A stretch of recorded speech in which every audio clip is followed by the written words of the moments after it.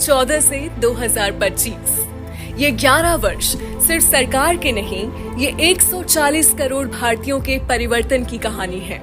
सेवा से जुड़ा शासन, सुशासन से सशक्त प्रशासन और गरीब कल्याण से प्रेरित लोक कल्याणकारी नीतियां, यही है आज के भारत की पहचान। ये अवधि रही नीति और नियत के सामंजस्य की, जहां शासन के केंद्र में रहा नागरिक और लक्ष्य रहा सबका साथ, सबका विकास, सबका विश्वास और सबका प्रयास।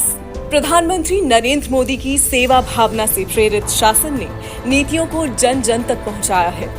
प्रधानमंत्री आवास योजना के अंतर्गत हर परिवार को छत, प्रधानमंत्री उज्ज्वला योजना के माध्यम से हर रसोई को स्वच्छ ईंधन और आयुष्मान भारत के जरिए प्रत्येक निर्धन को समुचित इलाज और गरिमा प्रदान करना सरकार की सर्वोच्च प्राथमिकताओं में से एक है। नीतियों का प्रभाव तभी दिखता है जब प्रशासन जवाबदेह हो और व्यवस्था पारदर्शी। डिजिटल इंडिया से लेकर जन धन खातों तक अब लाभार्थियों को बिना बिचौलियों के सीधा लाभ मिल रहा है। चाहे मुफ्त राशन हो, किसान सहायता हो या स्वरोजगार की सुविधा, गरीबों को आत्मनिर्भर बनाना सरकार की मूल प्रतिबद्धता है।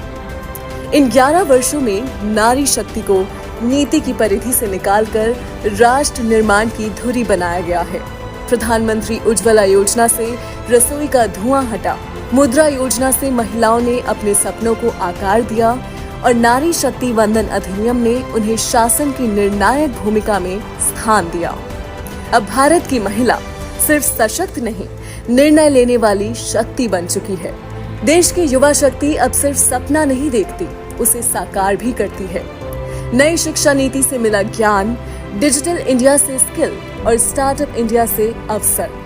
अब युवा सिर्फ नौकरी खोजने वाला नहीं, बल्कि भारत का भविष्य गढ़ने वाला बन चुका है।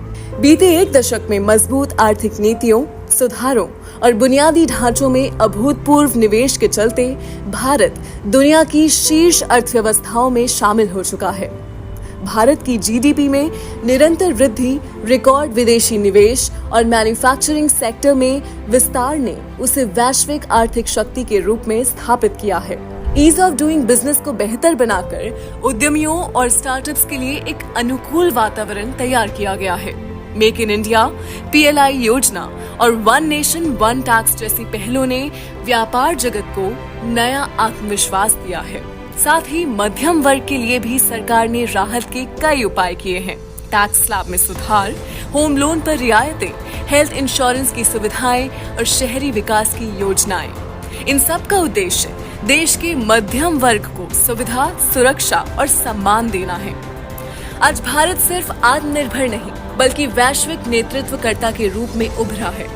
G20 की अध्यक्षता हो या चंद्रयान की सफलता, भारत ने हर क्षेत्र में दुनिया को अपनी ताकत दिखाई है।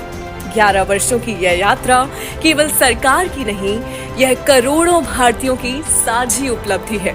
सेवा, सुशासन और गरीब कल्याण से बना ये मार्ग विकसित भारत की ओर बढ़ते भारत की सच्ची तस्वीर को प्रस्तुत करता है।